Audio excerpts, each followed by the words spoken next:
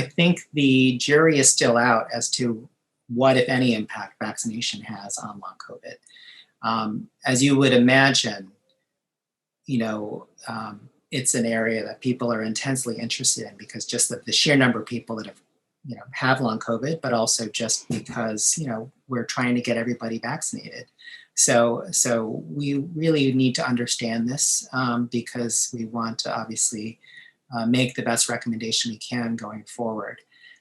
I think there are small surveys that have been done, some of them in different countries, some in the US, but relatively small surveys of people who were sort of in the initial wave of vaccinations that did report that there was a considerable proportion of people, maybe up to a third of people, who were experiencing long COVID symptoms that felt they got better after a vaccine.